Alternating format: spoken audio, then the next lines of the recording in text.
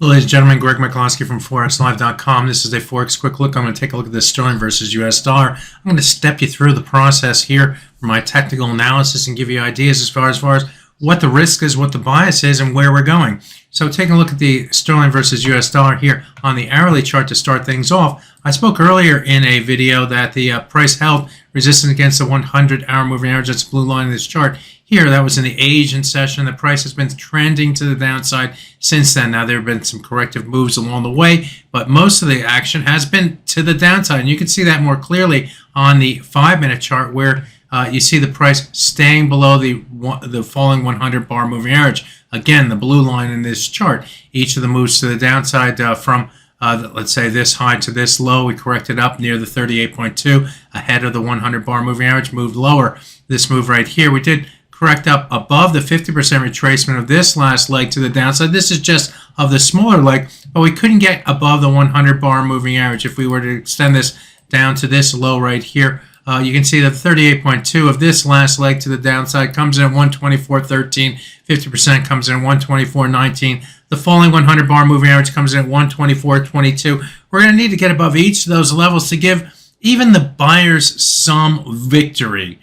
Absent that, the sellers are in control. They're pushing this price. Their trend continues to move to the downside, and the bias remains in that direction. Now, let's go back to the hourly chart here, and I'm going to take a look at this area that we're in right now. And this area I have outlined as a yellow area, which is indicative of a swing area. And you can go back in time to, let's say, this high right here, this low right here.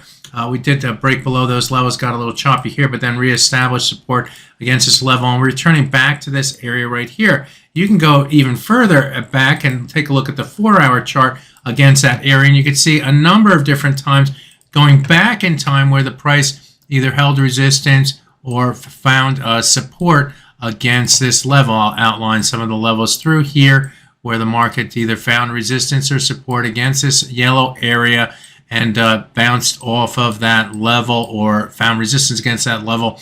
And then, so we are in that area right here. If we break below the 123.86 level, we look for further downside momentum, and ultimately we would look toward the 38.2% retracement. That is of this move up from this low to this high right here. The 38.2 comes in at 123.441, and actually also corresponds with yet another swing area through here, where the market found either support or resistance between the 123.44 and 123, what is that, 65 or something up above there. So that would be ultimately the downside target where we look for the sterling versus US dollar to finally find some probably decent support against that level. So that's where I'm looking toward for the sterling versus US dollar. It's a move toward that 38.2% retracement.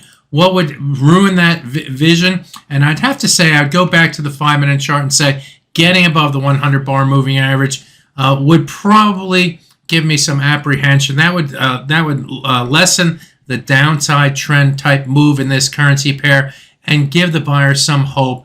But if the price were to move above that level, we need to see a further move above the 200-bar moving average. That is also falling to increase that corrective price action idea. Absent those types of moves, and what are we seeing? We're going to see lower levels in the sterling versus US dollar. That's my view. Good fortune with your trading. My name is Greg Michalowski. Bye-bye now.